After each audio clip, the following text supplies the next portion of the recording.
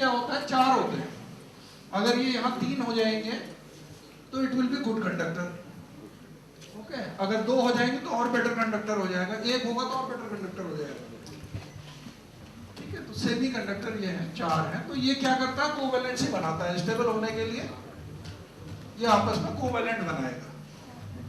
एक एटम दूसरे एटम के साथ मिलकर के कोवेलेंट आपस में समझौता कर लेंगे कि भैया मिलजुल के रहना चाहिए, हमको झगड़ना नहीं चाहिए, तभी हम लोग अच्छी तरीके से रह सकते हैं। तो मॉलिक्यूल जो है वो आपस में कोवेलेंट बनाता है।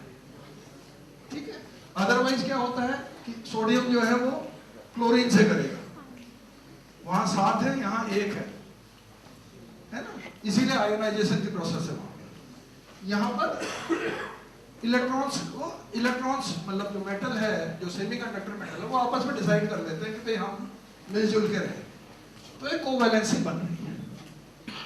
लेकिन कभी कभी बीच में कुछ आ जाएगा, कोई डिस्टॉर्शन आ जाएगा। तो जैसे ही आपने अब ये स्टेबल होने के लिए क्या बोलते हैं हम लोग, 2 बैंड्स की बात करते हैं। हम लोग बात करते हैं वैलेंस बैंड की और कंडक्शन बैंड। ठीक है, तो कंडक्शन बैंड जैसा कि नाम सजेस्ट कर रहा है, कंडक्शन बैंड में अगर इलेक्ट्रॉन होगा तो आपका कंडक्शन होना स्टार्ट होगा। ठीक है, तो जैसे ही अब ये स्टेबल हो गया आपस में, मैंने इसको थोड़ा सा गर्म किया, हीट दी या एनर्जी दी, तो क्या होगी, ये जो कंडक्शन बैंड में मेरे इलेक्ट्रॉन्स हैं, ये इलेक्ट्रॉन्स जंप होकर के वो वैलेंस बैंड में जो है वो कंडक्शन बैंड में चले गए। ठीक है, इसीलिए सेमीकंडक्टर क्या होता है, जैसे ही गर्म करते हैं तो वो कंडक्टर बनना शुरू हो जाता है। नॉर्मल उसमें आपने देखा होगा, एक कंडक्टर को अगर आप गर्म करें तो उसकी कंडक्टिविटी कम होती है, लेकिन यहाँ पर कंडक्टिविटी बढ़ती है, क्योंकि अदरवाइज इट्स इंसुलेटर। आपने जैसे ही थोड़ा सा इसको एनर्जी दी तो आपका एक इलेक्ट्रॉन यहां से मूव होकर के यहां पहुंच गया। ओके, तो अब ये कंडक्शन बैंड में चला गया, तो ये आपका एक माने में फ्री इलेक्ट्रॉन हो गया। ठीक है, अब ये कंडक्शन बैंड में कहीं भी मूव कर सकता है। और यहां पर क्या हुआ, वैलेंस बैंड में क्या हुआ, अब ये इलेक्ट्रॉन ऊपर चला गया तो यहां पर एक होल क्रिएट हो गया, है ना, एक जगह खाली हो गई यहां पर, तो जिसको मैं कहता हूं होल। आप इसकी अगर मोबाइलिटी के टर्म में कहें तो आपने एक ही शायद पढ़ी होगी या नहीं पढ़ी होगी कि कंडक्शन बैंड में जो इलेक्ट्रॉन है उसकी कंडक्टिविटी मतलब उसकी मोबाइलिटी बहुत ज्यादा होती है, लेकिन होल की मोबाइलिटी बहुत कम होती है ना, ये चीज कही जाती है। अब इसको थोड़ा सा समझने की कोशिश करिए। आप एक सिचुएशन लीजिए, देखिए आजकल तो मॉल्स में आप लोग भी जाते होंगे, जाते हो तो देखो कार पार्किंग जो होती है वो मल्टी लेवल होती है, या अभी आप अगर आप वैशाली में जाओ तो मल्टी लेवल कार पार्किंग बन गई। ठीक है, अब एज्यूम ये करिए कि जैसे ही मैं जाऊंगा तो मेरी क्या टेंडेंसी होगी कि मैं नीचे जो है, नीचे वाली सबसे पहले जो मुझे मिलती है इजीली अवेलेबल, मैं वहां जाके अपनी कार पार्क करता हूं। अब मुझे ये सारा नीचे का जो है कार पार्किंग में पूरी कारें भरी पड़ी है, अब मुझे इस कार को हटाना है यहां से, तो मैं क्या कहूंगा, इस वाली कार से मैं कहूंगा कि भाई तू ऊपर चले जा, ऊपर पार कर दे, है ना। अब ये यहां कहीं भी पार कर सकता है, पूरे एरिया में कहीं भी पार कर सकता है, तो इसकी मोबाइलिटी ज्यादा है, क्योंकि कंडक्शन बैंड अदरवाइज आपका खाली है, तो इट कैन मूव एनीवेयर। लेकिन अब क्या होगा, ये कार यहां से यहां मूव करेगी तो यहां स्पेस हो जाएगा, फिर ये कार यहां से यहां मूव करेगी, ये कार यहां से यहां मूव करेगी, तो इसकी मोबाइलिटी जो है वो रेस्ट्रिक्टेड है। होल्स की मोबाइलिटी रेस्ट्रिक्टेड है, इलेक्ट्रॉन की मोबाइलिटी फास्ट हो गई।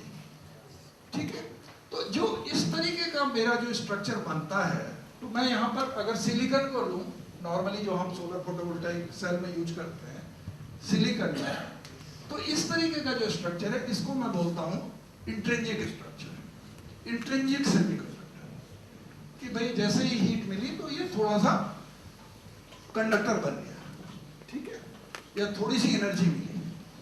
ओके, अब मैं क्या करूं, एक आर्टिफिशियल सिचुएशन क्रिएट करूं कि मुझे कंडक्शन करने के लिए मेरे को इलेक्ट्रॉन और होल पेयर चाहिए।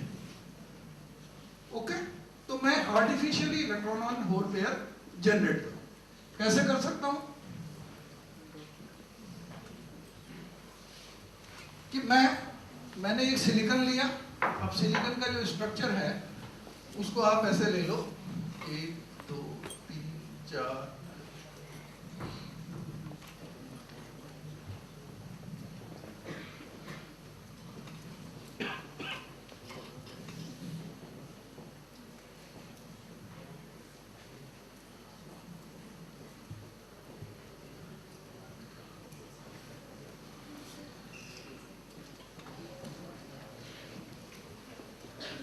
ये स्ट्रक्चर है, ये सब सिलिकॉन है।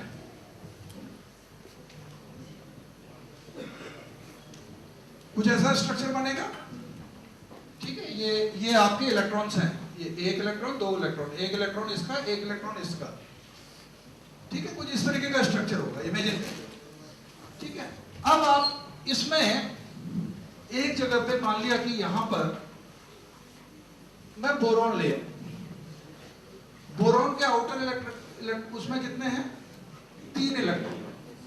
अब मैं यहां पर अगर मैं एक बोरॉन इसमें डोप कर दूं तो क्या होगा,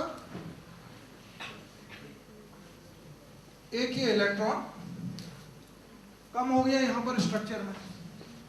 तो क्या हुआ, इन ए सेंस, अगर सिलिकॉन के सेंस में मैं कहूं तो मैंने एक होल क्रिएट कर दिया, हुआ ना। सिलिकॉन के सेंस में यहां पर एक होल क्रिएट हो गया, तो artificially I have created one hole. तो इसको मैं बोलता हूं पी टाइप, ओके, जिसमें होल जो है वो मेजॉरिटी कैरियर हो गए, होल मैंने क्रिएट करा दिया। अब इसकी जगह पे मैं फॉस्फोरस ले देता हूं, पी, उसमें कितने हैं, 5 है बाहर, तो ये हुआ, और एक एक्स्ट्रा इलेक्ट्रॉन आ गया यहां पर, एडिशनल आ गया। तो इस स्ट्रक्चर पे क्या हुआ, एक इलेक्ट्रॉन एक्स्ट्रा आ गया, तो सिलिकॉन के पॉइंट ऑफ व्यू से क्या हुआ, 1 इलेक्ट्रॉन एक्स्ट्रा इलेक्ट्रॉन, तो मेरे को एक इलेक्ट्रॉन मिल गया। तो ये, इसको मैं बोलता हूं एन टाइप, ठीक है। तो मैंने 2 वो किए, एक तो मैंने पी टाइप मटेरियल लिया, एक एन टाइप मटेरियल लिया, ठीक है। अब पी के ऊपर अगर मैं एन को मिला दूं,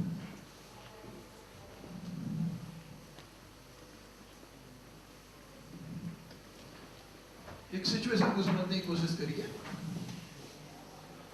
ये आपका पी टाइप है और ये आपका एन टाइप है। पी टाइप में क्या है, होल है ज्यादा, और एन टाइप में क्या है, इलेक्ट्रॉन ज्यादा है। तो electron will have the tendency to come towards holes, ठीक है, वो उस जगह को फिल करने की कोशिश करेंगे। तो क्या होगा, यहां से इलेक्ट्रॉन का मूवमेंट इधर को शुरू हो जाएगा। सपोज यहां पर एक होल है और ये इलेक्ट्रॉन है, तो ये इलेक्ट्रॉन यहां को आ जाएगा।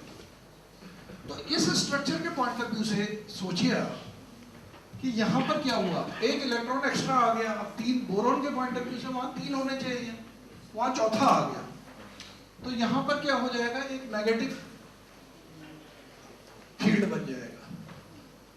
और यहां से क्योंकि इलेक्ट्रॉन इधर को चला गया है, तो फास्फोरस के पॉइंट ऑफ व्यू से सोचिए, तो यहां एक होल क्रिएट हो गया, एक फील्ड यहां ये जनरेट हो गया,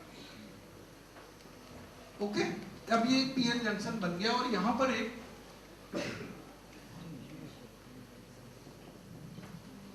पोटेंशियल डिफरेंस क्रिएट हो गया, ठीक है। एक ये बैरियर बन गया। अब ये जब बैरियर बन गया, ये सिचुएशन, ऑफ कोर्स इसमें फिर मैं बाइसिंग लगा के वो करूं, तो इसका पीएन जंक्शन हम लोग ग्राफ खींचते हैं, ठीक है। अगर हम इसका ग्राफ खींचे तो वो कुछ इस तरीके से आता है, कुछ इस तरीके का ग्राफ आता है। आई थिंक आपके उसमें है या नहीं है, क्योंकि हमारे उसमें ये शायद बीएससी में हुआ करता था, आप लोगों का शायद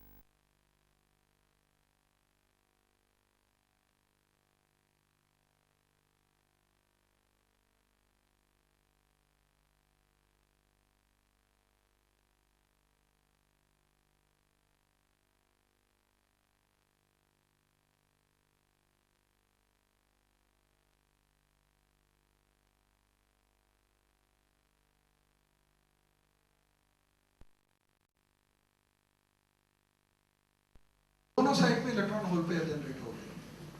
अब क्या है, यहाँ पर हमने एक फील्ड जनरेट कर रखा है, तो एन टाइप साइड पे क्या होगा, क्योंकि यहाँ पर पॉजिटिव है तो इधर जो है जो इलेक्ट्रॉन होल पेयर आए तो होल क्या होंगे, दे विल गो, वो अवे जाएंगे, मतलब कि इलेक्ट्रॉन इधर आना स्टार्ट हो जाएगा, इसके साथ मिलना शुरू होगा। तो क्या करेगा, ये जो फील्ड जनरेट हुआ है ये क्या करेगा, चार्ज को सेपरेट करेगा। तो इन ए सेंस आप एक सेग्रीगेशन के पॉइंट ऑफ व्यू से कहो तो यहाँ क्या है, होल आपके जनरेट होने शुरू हो गए, यहाँ आपके इलेक्ट्रॉन पीछे की साइड चले गए। ओके, अब अगर आप एक एक्सटर्नल सर्किट यहाँ पर जनरेट कर दो, यहाँ पर कोई चीज एक एक्सटर्नल सोर्स बाहर से लगा दो, तो क्या होगा, इलेक्ट्रॉन यहाँ से यहाँ को मूव करना स्टार्ट कर देगा, होगा नहीं होगा? तो आपका क्या होगा, करंट आपको मिलनी स्टार्ट हो जाएगी। तो ये बेसिकली एक सोलर सेल इस तरीके से काम करता है। क्लियर? तो ये एक बेसिक बिल्डिंग ब्लॉक बना जिसको मैं कहता हूं सिलिकॉन सोलर सेल। मैंने सिलिकॉन को मेन मटेरियल के तौर पे। अब इसमें क्या होता है, जो सिलिकॉन सोलर सेल है इसमें क्या होगी, एक वोल्टेज जनरेट होगी, यहाँ पर जैसे मैंने समझाया आपको। तो जो वोल्टेज जनरेट होती है वो कैरेक्टरिस्टिक होती है इस मटेरियल की, है ना। अगर ये क्रिस्टलाइन सिलिकॉन है तो इसकी जो कैरेक्टरिस्टिक है वो डिटरमिन करती है कि इस सेल की वोल्टेज क्या हो, इर्रेस्पेक्टिव ऑफ द रेडिएशन का लेवल क्या है। लेकिन करंट जो जनरेट होगी वो जनरेट होगी कि कितनी इंटेंसिटी से रेडिएशन पड़ रहा है, उसकी क्वालिटी क्या है और कितने एरिया में पड़ रहा है, जो है वो इम्पोर्टेंट है। तो सेल का एरिया डिटरमिन करेगा कि उसमें कितनी ज्यादा करंट जनरेट होगी। तो generate, that's why I said कि इट्स फोटो कंडक्टिव इफेक्ट, क्योंकि वो कंडक्शन हो रहा है, ये करंट जनरेट हो रही है, वोल्टेज कैरेक्टरिस्टिक है। ठीक है, तो अब इस तरीके से हमने एक सेल बना दिया। तो नॉर्मली जो सिलिकॉन सोलर सेल है उसमें जो वोल्टेज आती है एक सेल में, वो एवरेज जो है करीब 0.5 वोल्ट के आसपास होती है।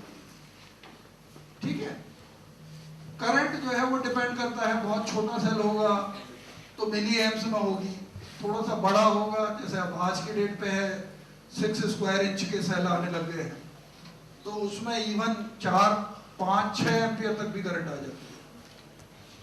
ठीक है, तो एक सेल जो है वो इवन 3 वाट का भी हो सकता है। लेकिन आप प्रैक्टिकल चीज से अगर समझने की कोशिश करें तो 0.5 वोल्ट से आप कोई चीज चला सकते हो क्या? नहीं चला सकते। इवन आप टॉर्च में देखते हैं कि जो टॉर्च का सेल होता है, तो वो टॉर्च जो होती है वो भी एक पेन टॉर्च का जो सेल होता है उसमें 1.5 वोल्ट चाहिए।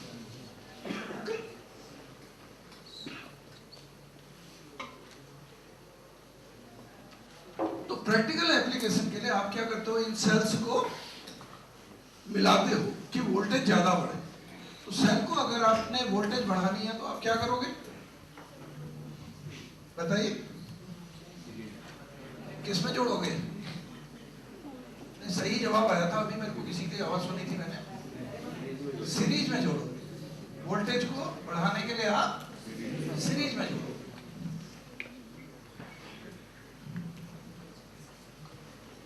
तो जब आप सेल्स को, ठीक है, सीरीज का मतलब पॉजिटिव को नेगेटिव पी एन इस तरीके से सीरीज में जोड़ा, मल्टीपल सेल्स को आपने ऐसे जोड़ दिया, तो आपने क्या किया, वोल्टेज बढ़ गई। ठीक है, और करंट वही रहेगी जो एक सेल की करंट है। आगे बात समझ में? तो इसको हम लोग बोलते हैं एक मॉड्यूल। ठीक है, अब यहां पर एक चीज समझने वाली है कि जब आप सेल्स को सीरीज में जोड़ते हो तो एक प्रिकॉशन लेनी पड़ती है। प्रिकॉशन ये लेनी पड़ती है कि जो ईच सेल है, ये सारे सेल्स की जो करंट रेटिंग है वो सेम होनी चाहिए। क्यों? अगर सही नहीं होगी तो क्या होगा, जिसकी करंट रेटिंग कम होगी वो किसके तरीके से काम करेगा, रेजिस्टेंस के तरीके से काम कर देगा। ठीक है, बहुत इजी आप इस चीज को डे टू डे अपनी घरों में देखते हैं। देखिए घरों में जब आप क्यारी में पानी डालते हैं प्लास्टिक के पाइप को, तो बहुत बार प्लास्टिक का पाइप क्या होता है, मुड़ जाता है, तो आपका बाहर पानी नहीं आता है और उस जगह पे बहुत ज्यादा प्रेशर होता है, समटाइम्स वो ब्रेक हो जाता है ना। तो वही चीज यहाँ पर भी कि फ्लो को रेगुलेट करने के लिए मुझे बिल्कुल बराबर टाइप के सेल्स को यूज करना पड़ता है, ठीक है। तो इस तरीके से मेरा क्या बना, एक मॉड्यूल बन गया। तो प्रैक्टिकल डिजाइनर के पॉइंट ऑफ व्यू से मॉड्यूल जो है वो बेसिक बिल्डिंग ब्लॉक बन जाता है डिजाइनर के लिए। जो मैन्युफैक्चरर है वो पहले सेल बनाएगा और सेल से फिर वो मॉड्यूल बनाएगा। जैसे आपके यहीं पे एक कंपनी है सेंट्रल इलेक्ट्रॉनिक्स लिमिटेड, तो वो सेल भी बनाती है और मॉड्यूल भी बनाती है, ठीक है। फिर मॉड्यूल वो सेल करती है। तो जो मैं खरीदता हूं, अगर मुझे घर में अपना पावर प्लांट लगाना है तो मैं मॉड्यूल खरीदूंगा, ठीक है। अब मॉड्यूल से क्या होगा, नॉर्मली अगर आप देखेंगे मॉड्यूल्स को, अगर कभी आपको मौका मिले, बहुत जगह आजकल सोलर लैंटर्न तो बहुत आमतौर पे इवन पान वाले और ये जो साइड पे होते हैं वहां पे मिल जाते हैं। आप अगर उनमें नंबर ऑफ सेल्स गिनेंगे, ये जो सेल्स हैं, तो आप पाएंगे कि उसमें 36 सेल्स होते हैं। तो एक सवाल है कि why had we taken 36 cells, क्यों हमने 30 नहीं लिए, क्यों हमने 40 नहीं लिए, ठीक है। तो नॉर्मली 36 सेल्स हम इसलिए लेते हैं कि 36 मल्टीप्लाइड बाय 0.5 रफली हमको 18 वोल्ट मिलती है। और जो सवाल आपका था, ठीक है, कि 18 वोल्ट हम क्या कर रहे हैं, उस जो बिजली पैदा हो रही है, अब वो तो तभी पैदा होगी जब उसमें सोलर रेडिएशन पड़ेगा। यहाँ पर रेडिएशन फ्यूल का काम कर रहा है, ठीक है। तो जब रेडिएशन पड़ेगा तभी बिजली पैदा होगी। अब मुझे बिजली यूज करनी है रात में, तो मैं क्या करूंगा, उसको स्टोर करूंगा। तो स्टोर किस में करता हूं मैं, बैटरी में करता हूं। नॉर्मली जो बैटरी मैं खरीदता हूं वो कितने वोल्ट की होती है, 12 वोल्ट की होती है। तो 12 वोल्ट की बैटरी को जब, दैट्स व्हाई 36 सेल्स, ठीक है। अब इससे मुझको क्या हुआ, रफली लगभग 15 से लेकर 18 वोल्ट तक का वो मिल गया और कुछ प्लस एक फिक्स करंट मिल गई। अब मुझे वोल्टेज फिर बढ़ानी है, तो मैं क्या करूंगा, इन मॉड्यूल्स को सीरीज में आपस में जोड़ना स्टार्ट करूंगा। तो मैं 36 volt, 54 volt, okay, I do not know whether 36 और 54 आप लोग समझते नहीं समझते, बिकॉज मेरा बेटा इमीडिएटली पूछ देता था 84 माने, वो 84 को समझता था, क्योंकि आजकल 1 2 3 4 ही समझा जाता है, 1 2 3 4 तो पढ़ाया जाता है। तो वो इमीडिएट क्वेश्चन करता था माने तो okay, 36 volt, 54 volt, something like that. तो आप क्या करोगे, अकॉर्डिंगली आप मॉड्यूल्स को सीरीज में जोड़ते चले जाओगे, ठीक है। अगर आपको मॉड्यूल आपके लिए बेसिक बिल्डिंग ब्लॉक हो जाएगा डिजाइनर के लिए, डिजाइनर है ना। तो इन्वर्टर, जब डीसी को आप एसी में कन्वर्ट करते हो तो it is called inversion, and that's why it is, ठीक है। तो डीसी एप्लीकेशन में अगर आप डीसी मोटर चलाना चाहते हैं, जैसे आपको पानी पंप करना है तो आपको डीसी मोटर चलानी है, तो आप सीधे सीधे जो है एक पैनल बनाओगे जिसकी वोल्टेज और करंट आपके डीसी मोटर किससे के करस्पॉन्डिंग होगी, वो एक कॉम्बिनेशन आप डेवलप करोगे कि डीसी मोटर अगर मान लिया कि आपकी, फिर देखोगे कि उसको करंट कितनी चाहिए, ओके। अगर उसकी रेटिंग मान लिया कि 350 वाट है, 350 वाट है एग्जांपल के तौर पे, तो 96 वोल्ट आपने जनरेट कर दिया, आपको करंट कितनी चाहिए, 4 एम्प चाहिए, तभी तो 350 वाट आएगा, ओके।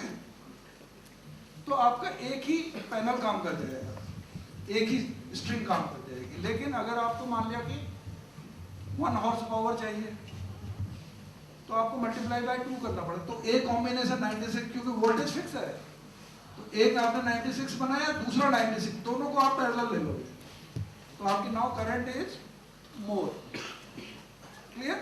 और क्योंकि डीसी मोटर है तो डायरेक्टली आप लगा दीजिए, जिस समय सन आएगा उस समय आपकी मोटर रन कर दी। तो this is called the DC application. ठीक है, अगर आपको एसी करना है then in between you have to put an inverter. Okay,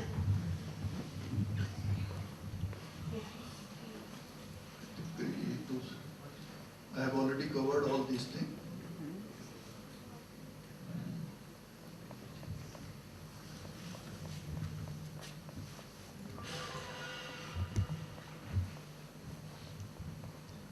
अच्छा, दूसरी चीज जो है इसका आईवी कर्व होता है, क्योंकि एक ये डिवाइस हो गई है। तो जैसे आप ओम्स लॉ में करते हो, है ना, आप लोग प्रैक्टिकल करते हो तो क्या करते हो, वोल्टेज बढ़ाते हो तो करंट बढ़ते चले जाते हैं। तो similarly you can do it practical, इसका भी कर सकते हो। इसका एक आईवी कर्व अगर आप खींचोगे तो आप देखोगे कि आईवी कर्व इस तरीके से हो रहा है कि जैसे जैसे आप वोल्टेज को बढ़ाते जा रहे हो आपकी करंट जो है वो घट रही है। ओके, और ultimately it comes to zero. तो इसमें दो टर्म हम लोग यूज करते हैं, एक करते हैं VOC, जो यहां पर का टर्म आ रहा है, this is called open circuit voltage and this is called short circuit current. अब एक चीज ये ध्यान रखिए कि एक कन्वेंशनल सिस्टम और फोटोवोल्टाइक सिस्टम में क्या डिफरेंस है। फोटोवोल्टाइक में it's a current limiting device. समझिए, हम लोग जब एसी पे काम करते हैं घरों में, ये जो कन्वेंशनल इलेक्ट्रिसिटी में काम करते हैं, तो हम लोग एज्यूम ये करते हैं कि जो पीछे से आ रहा है it is an unlimited source. Current का जो फ्लो है वो बिल्कुल अनलिमिटेड है। वो डिपेंड करता है, अगर आप एक जो हमारा नॉर्मल प्लग है, अगर एक तार को सीधे आपस में ऐसे डाल दो तो क्या होगा, एकदम से ब्लो कर जाएगा, नहीं होता, क्योंकि कोई रेजिस्टेंस नहीं है, तो अनलिमिटेड करंट आएगी, एकदम से आपका जो एमसीबी है वो ट्रिप कर जाएगी, कभी करना नहीं इसको। ठीक है, मतलब इट्स एन अनलिमिटेड सोर्स। लेकिन यहां पर it is not an unlimited source, इसकी अपनी एक लिमिट है करंट की, जो शॉर्ट सर्किट करंट के बराबर है, और वोल्टेज जो है वो ज्यादा से ज्यादा इसमें ओपन सर्किट वोल्टेज के बराबर हो सकती है। अब इसमें मुझे अगर मैक्सिमम पावर लेनी है तो मैं क्या करूंगा, मुझे कहीं यहां काम करना चाहिए, इस जगह पे काम करना चाहिए। ठीक है, तो मुझे इलेक्ट्रॉनिक सर्किटरी बनानी पड़ती है इस काम को करने के लिए। ठीक है,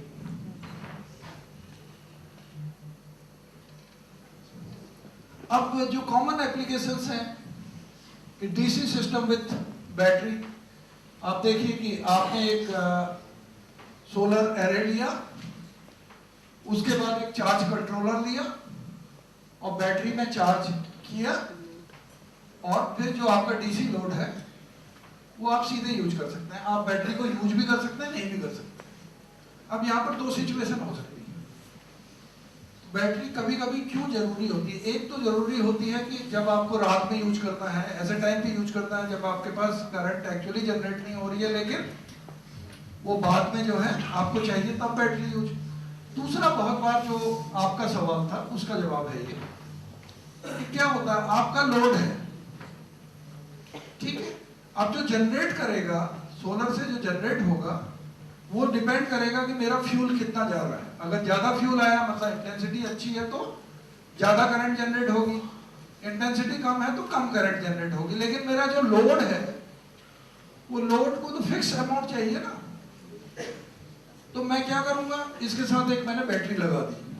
आप डे टाइम एप्लीकेशन को सोचिए, समझिए, इमेजिन करिए इस सिचुएशन को, डे टाइम एप्लीकेशन है, आपने एक बैटरी रख दी, तो ऐसे समय जैसे सवेरे 10 बजे की बात है, आपके एप्लीकेशन को x वाट चाहिए, पावर जो है x वाट चाहिए, x वाट नहीं मिल रही है, x माइनस y वाट मिल रही, तो y जो है ये बैटरी से डीसी और एसी का। ठीक है, तो ये सब कुछ करके आप डिफरेंट चीजें कर सकते हैं। देखिए, मैं अपना प्रैक्टिकल एप्लीकेशन बता रहा हूँ। मेरे अपने घर में एक सोलर पावर प्लांट लगा हुआ है, मैं लैपटॉप लाया नहीं, अदरवाइज मैं दिखा देता। मेरे घर में 1 किलोवाट का पावर प्लांट है, ठीक है, माइंड, जब मैं यहाँ पर वाट की बात करता हूँ सोलर में, तो ये जो वाट होता है, मैं कभी भी वाट नहीं बोलता हूँ, I always say watt peak. Okay, why do I say watt peak?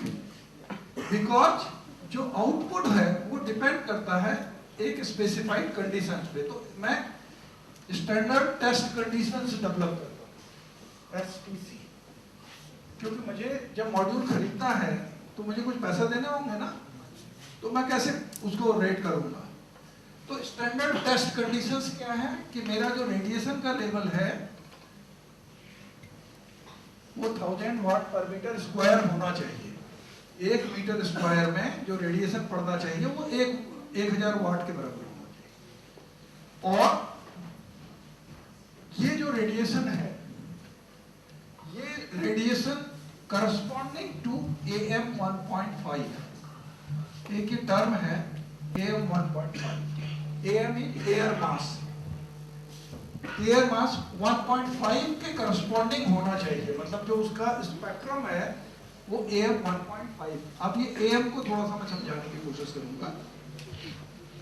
देखिए, आपने सवेरे सवेरे देखा होगा, जब आप सवेरे उठते हैं और आसमान की ओर को नजर डालते हैं तो आपको थोड़ा सा रेडिश सा आसमान दिखाई देता है। शाम को भी आप देखते हैं तो रेडिश हो जाता है, दिन में ब्लूइश होता है ना? मतलब अगर आप हॉराइजन को समझते हैं, जब सन बिल्कुल उस पे होता है और निकल रहा है तो उस समय रेडिश सा नजर आता है। क्यों नजर आता है? क्योंकि जब सवेरे आता है तो जो डिस्टेंस ट्रेवल कर रही है सन रे,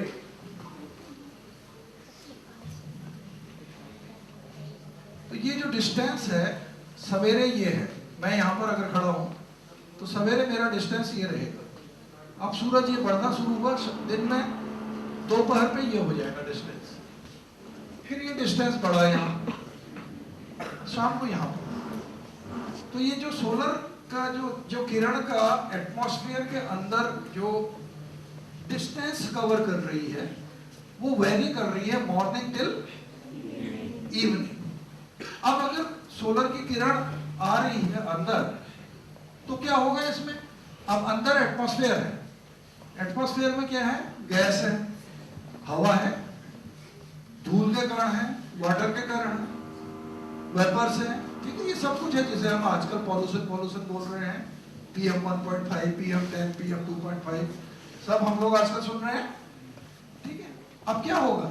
अगर वो ज्यादा डिस्टेंस चलेगा तो क्या होगा? सूरज की रोशनी ये आई तो कुछ रोशनी तो लगी है, वो सीधे सीधे आ गई मेरे पास।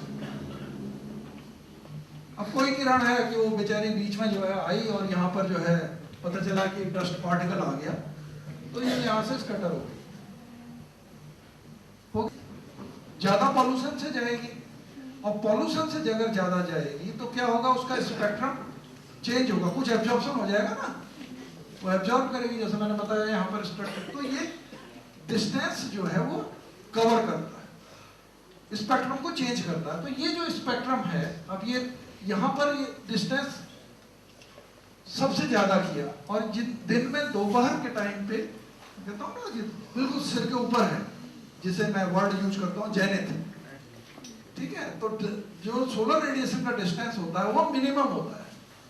तो ये जो रेशियो है, ये जो डिस्टेंस कवर किया और ये जो जेनिथ का डिस्टेंस है, इन दोनों का जो डिस्टेंस का रेशियो है, इसको मैं एयर मास कहूंगा।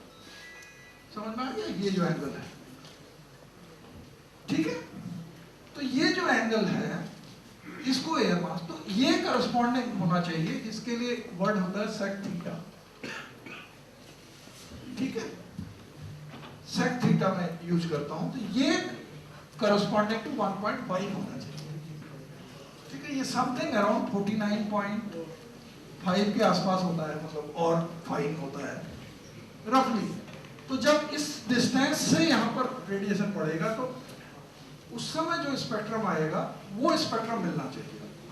दूसरा, जो रेडिएशन पड़ना चाहिए मेरे सेल के ऊपर या मॉड्यूल के ऊपर, वो बिल्कुल परपेंडिकुलर होना चाहिए। ये तीसरी, और तीसरी कंडीशन होती है, जो ये सेल है, इस सेल का जो टेम्परेचर है वो 25 डिग्री सेल्सियस होते हैं। माइंड में यहाँ पर वर्ड यूज कर रहा हूँ cell temperature, okay, atmospheric temperature की बात, एम्बिएंट टेम्परेचर की बात नहीं कर रहा हूँ, क्योंकि सेल का जो टेम्परेचर है वो एम्बिएंट टेम्परेचर से at an average 23 degree higher होता है।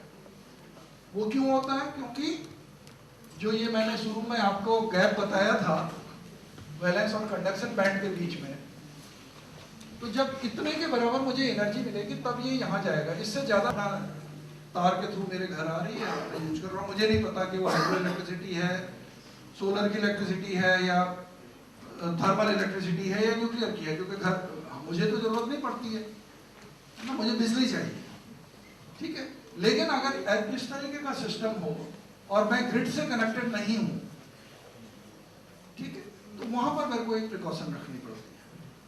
तो एक जो डिफरेंस है थोड़ा सा, और यहाँ पर रह के मैं फिर ओपन करूंगा, मैं जो बताना चाहता था लगभग मैं बता चुका हूँ कि जब हम लोग रिन्यूएबल पे काम करते हैं या सोलर में हम लोग काम कर रहे हैं, तो मुझे अपनी स्ट्रेंथ भी पता होनी चाहिए और मुझे अपनी लिमिटेशंस भी पता है। अगर आप अपने को बढ़ाना चाहते हो तो ये जरूरी है कि आपको अपनी वीकनेस भी पता हो और अपनी स्ट्रेंथ भी पता हो, और वीकनेस को आपको कोशिश करनी चाहिए कि आप ओवरकम करें और स्ट्रेंथ पे आपको खेलना चाहिए, ठीक है। तो सोलर में क्या है, मैंने जैसा कि बताया कि अगर मेरा प्लांट 1 किलोवाट कैपेसिटी का है और दिन भर में अब किलोवाट है, तो जितने भी वाट वो जनरेट कर रहा है मल्टीप्लाइड बाय समय, जो टाइम है, ओके, वही तो एनर्जी होगी और वही एनर्जी मेरी इकट्ठी हो रही है, ठीक है। जितनी भी एनर्जी दिन भर में बनी, मैं क्या कर रहा हूँ, स्टोर कर रहा हूँ, ठीक है। ये बहुत इंपॉर्टेंट चीज है, मैसेज इसको समझने की कोशिश करिए कि जितना भी जनरेट हो रहा है मैंने स्टोर किया, और इस पूरे जो स्टोर सिस्टम है मेरा, इस स्टोर को मुझे 24 घंटे के प्रोफाइल में यूज करना है। आगे समझ में? तो मुझे किस तरीके से यूज करना है वो डिसीजन कौन लेगा? मैं लूंगा। आगे समझ में? अब हमारी एज ए कॉमन पर्सन क्या टेंडेंसी है बिजली के मामले में कि मैं कैसे यूज कर रहा हूं वो तो मेरी मर्जी है, मेरी मर्जी, ठीक है। बिजली देने वाले का काम है कि मुझे वो उतनी बिजली दे, यही तो है, क्योंकि मैं बिजली के पैसे पे कर रहा हूँ, बिल पे कर रहा हूँ। तो मैं क्या कर देता हूँ, अगर मेरे घर में बिजली नहीं आ रही है तो मैं सीधे कह देता हूँ यार बिजली वाले काम नहीं करते, ब्लेम कर देता हूँ ना रोज। कभी कभी बड़ी बड़ी चीजें होती हैं, लेकिन कभी कभी इस चीज को सोचने की कोशिश करिए। मैंने शुरुआत की थी एनर्जी एफिशिएंसी से, ठीक है, और मैंने कहा था कि 40